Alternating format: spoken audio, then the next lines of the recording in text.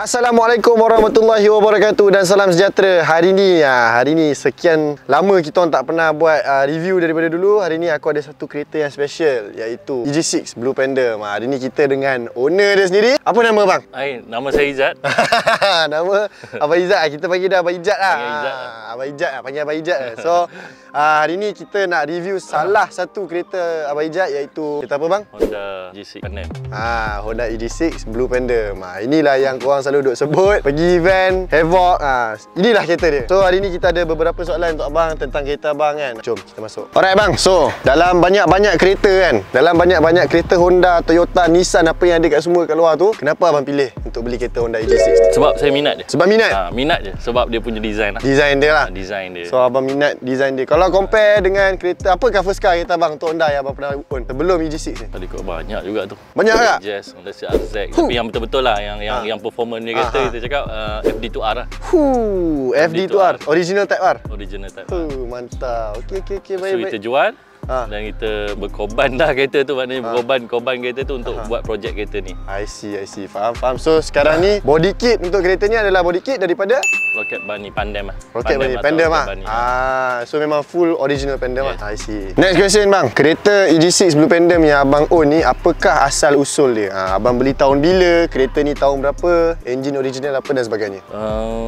Beli kereta ni sebenarnya tak sengaja ke macam mana nak cakap tak sengaja kot, sebab kawan dia dah tinggal dengan kereta ni 4 tahun dekat bengkel, dan sampai owner bengkel tu nak hantar scrap lah, sebab kereta ni cuma ada chassis saja. Tinggal chassis saja.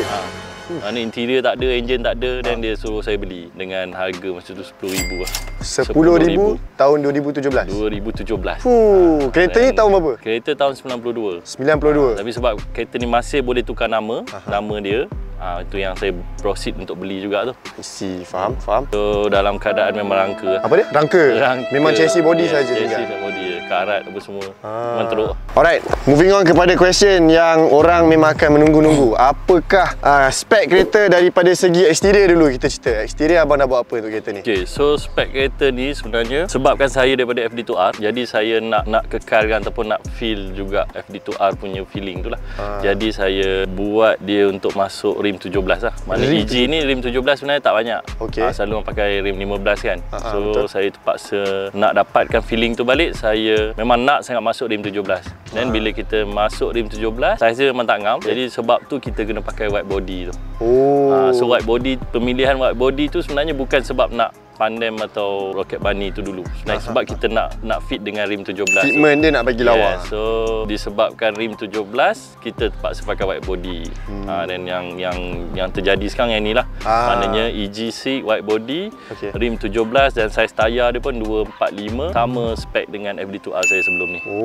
So rim memang spek dia sama dengan FD2R. Ini adalah rim sama. Rim TC105X TC105X Wet Sport.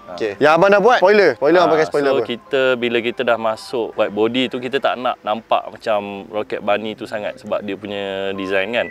Dan kita jadikan dia racing look. So bila nak buat racing look ni, nak kena masuk GT Wing, diffuser. Lepas tu nak bagi dia nampak macam tu lah orang cakap. Bagi nampak tak nampak Rocket Bunny sangat sebab Pandem atau Rocket Bunny dia lebih kepada stand rasanya. Betul, dia akan lebih kepada fitment, stand, modification. Semua kan. So abang buat ni sebenarnya Pandem punya body kit ni adalah untuk fitkan dengan rim abang. Dan daripada situ abang nak nampakkan macam kita race car lah. So original Voltex spoiler, Voltex carbon spoiler, lip depan ni yang panjang sangat dia. Lip yang ni memang datang dengan body kit lah. Maknanya daripada Rocket Bunny. Daripada Rocket Bunny Pandem. Cuma kita buatkan lip tu dari carbon fiber. Faham. So abang wrap dengan Dr. Carbon. Dr. Carbon. Dr. Carbon lah punya tangan untuk CF ni. Next kita cerita tentang setup braking dan suspension abang pakai apa? Untuk braking kita cuma menggunakan brake daripada DC5 je. Brake daripada DC5. Brake daripada DC5. Maknanya disc dengan brake lah. Cuma brake pad tu kita ambil yang high temp lah. 800 degree. 800 degree daripada endless lah. Yang dah lama dah. Dan untuk suspension kita pakai Olin DFV. Olin DFV. Olin DFV buat masa ni lah. Okey. Untuk next kita akan tukar pada Casco 3-way. Casco 3-way. Okey bang, kita dah cerita pasal exterior, kita dah cerita pasal rim, brake dan juga suspension, engine dia. Apakah rahsia bang untuk mendapat timing? Berapa minit? Seminit kat bang. Apakah rahsia dekat dalam engine bay tu? Apakah yang abang nak buat? Engine untuk asalnya memang kita masuk semua complete yang daripada FD2R lah. Mana gearbox, engine apa semua kan. Mana FD2R punya set. Cuma bila dah 4 tahun projek tu kita improve, upgrade apa semua kan. Dan kita gunakan blok K24. Blok K24 K24. Blok Mana K24. kita cuma tukarkan blok je lah. Mana engine masih macam engine FD2R tu kita tukarkan blok tu daripada FD2R kepada K24. Yang lain spek FD2R lagi. I see. Cuma yang special untuk kereta ni rasanya dalam dunia K-Swap ni tak banyak lah. Dia menggunakan wiring FD2R, ECU FD2R. Wiring dan ECU FD2R. Wiring dan ECU FD2R. Benda ni sangat-sangat rare untuk budak dah easy buat. Tanpa mengubah wiring interior, makna wiring dashboard apa semua masih lagi pakai B series ataupun EG punya wiring. Cuma kita kacuk dengan wiring engine FD2R. Yang tu yang special lah buat masa ni. Rasanya yang ada dalam Malaysia ni yang menggunakan ECU original, bukan standalone daripada pomen saya je lah. Pomen abang siapa tu? Pomen dari Gambang, Awis VTEC. Awis VTEC kalau Facebook dia. Okey, I see. Tu memang special sikit lah. Sebab bila kita pakai wiring FD2R, maknanya kita kena pakai throttle body drive by wire. Throttle body untuk kereta ni adalah drive by wire. So ini sama macam FD2R. Ini yang saya dengar special tentang kereta abang pakai drive by wire dekat EG6 ni kan. Okey, faham. So korang, mana-mana budak EG yang kat luar tu, ini adalah EG6 yang pakai original wiring FD2R dan juga ECU kan bang? Betul? Dan throttle body kita pakai daripada NSX. NSX means throttle body. Honda NSX? Means kita pakai original throttle body lah, bukan kita pakai aftermarket ataupun apa. So dia punya size dalam 78 mm. Menangis. Padan kereta ni dia pergi, asyik nak pergi dia.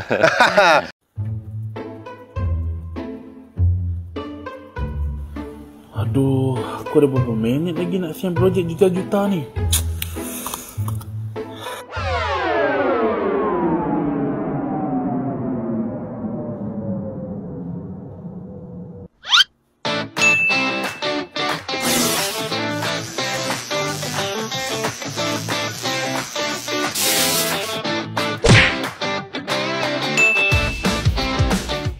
Bateri Astra, bateri premium pada harga senyum.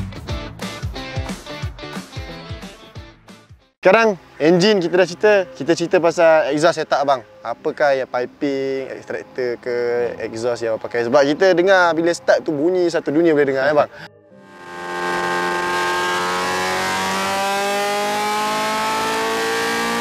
Sebenarnya bunyi tu disebabkan throttle body tu.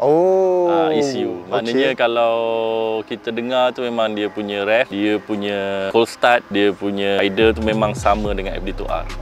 So piping sama, kita pakai 3 inci, sama lebih kurang je. Banyak FD2R pun pakai yang tu 3 inci. Dan muffler tu kita pakai K-Tune lah. Muffler pakai K-Tune? K-Tune muffler. Dia punya throttle lah itu panggil. Throttle tu dah hanya pakai simulator saja, bukan pakai kabel lagi. So buatkan dia punya rev tu lebih ringan. Betul, memang dia punya respon lagi. Respon dia, maksud respon dia lebih. Betul. Alright, moving on bang. Apakah yang abang dah buat dekat dalam interior ni? Saya tengok ada Casco punya roll cage lah, ada seat Recaro, ada steering. Apa yang abang dah buat?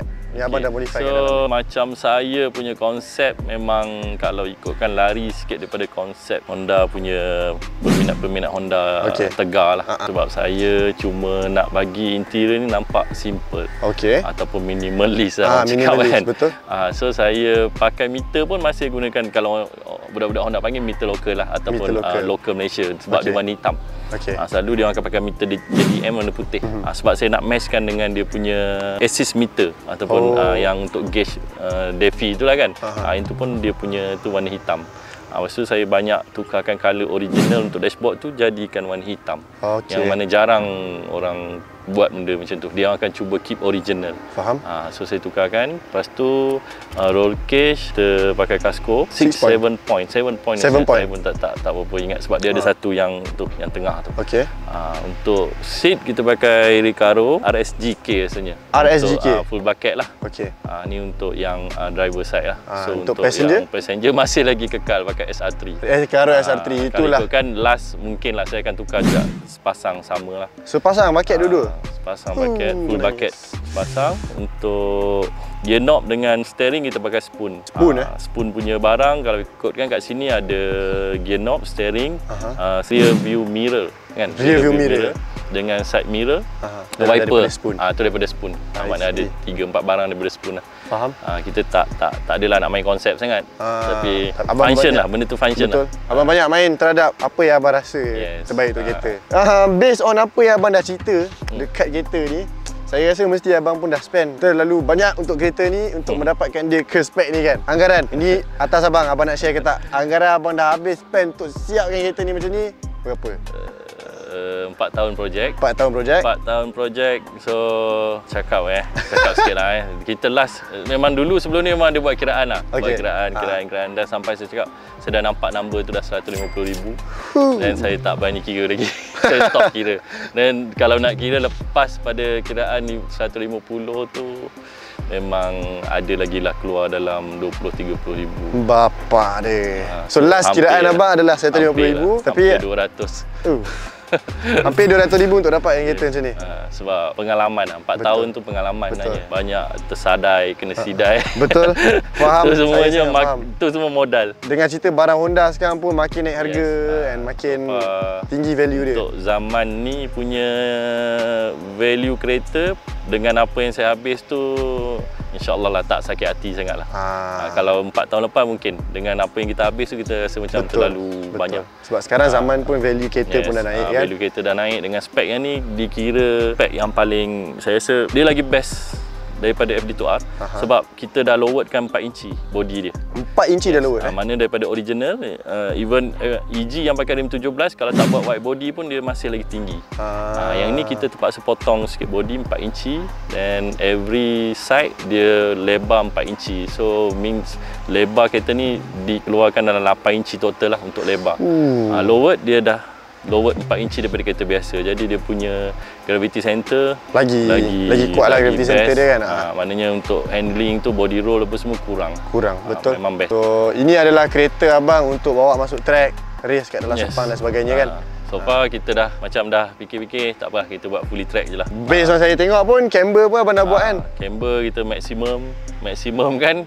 Camber depan 5. Lepas tu tayar pun dah pakai competition tayar kan. Ini nak pakai on the road sayang lah. Soalan saya, berapakah timing kereta ni yang paling laju pernah dapat kat Sepang? Buat masa ni kalau ikut target kita 2.3 untuk sebab gearbox masih lagi stock dan engine kira stock lagi lah. Kita tak buat piston apa semua, kita tak ada ubah apa-apa. So ikut dia punya timing 230 kalau ikut spek 230.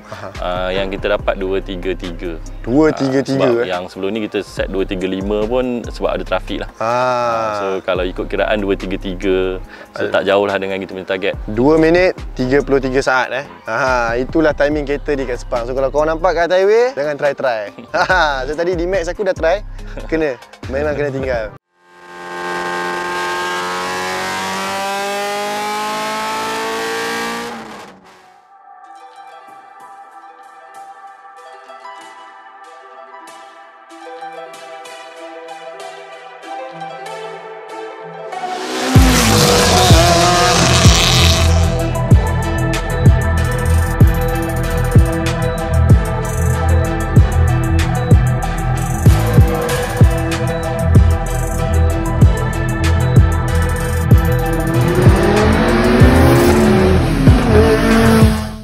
Alright bang, saya nak bagi comparison. Kalau saya bagi abang satu kereta Honda DC5 Type R dan juga EG6. Mana satu yang abang akan pilih? Itu memang saya terus pilih EG6 lah. Terus pilih EG6. Kenapa? Sebab EG6 ni sebenarnya dia menggunakan teknologi tahun, kalau ikutkan tahun dia keluar di 92, dia sama dengan Lancer Evo 3. Lancer Evo 3, okey. Tapi dia special sikit sebab dia tak menggunakan McPherson strut untuk kira suspension lah. Yes. Dia menggunakan double wishbone. Double wishbone ni dia perlukan dua lower arm. Okey. Maknanya special lah untuk suspension punya side. Suspension yang hampir sama dengan F1 punya type.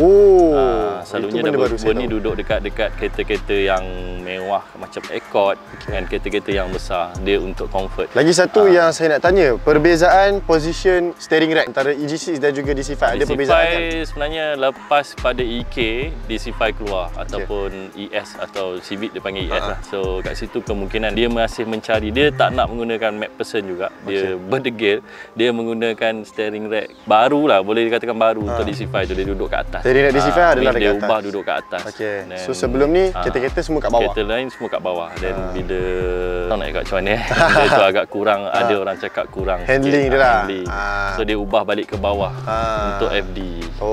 I see. So kat situ kita tahu maknanya dia masih mencuba lagi. Tapi dia tak guna double wishbone lah sebab kemungkinan kos dah jadi tinggi. Taman 2000 ke atas mungkin dah kira kos lah. Dulu mungkin tak. Dulu tak apa, bagi ya. Itu yang siapa yang pakai EG, EK, EF kot sekali dapat lah double wishbone. Habis tahun tu Ayrton Senna. Ayrton Senna, betul? Masih under Honda. Keluar NSX, tuned by Ayrton Senna. Betul. Saya rasa untuk kereta ni more or less kita dah cover full exterior, interior dan juga engine setup. Dan as korang semua boleh tengok, inilah dia. Order kepada EG6 Blue Panther. So kalau korang nampak boleh tag. Pejak dia malu-malu sikit. So saya rasa itu saja bang. Nanti ada hari kita naik sepang sekali. So jangan lupa untuk like, subscribe dan share. See you in the next episode. Papa Roger Pejat. Ciao.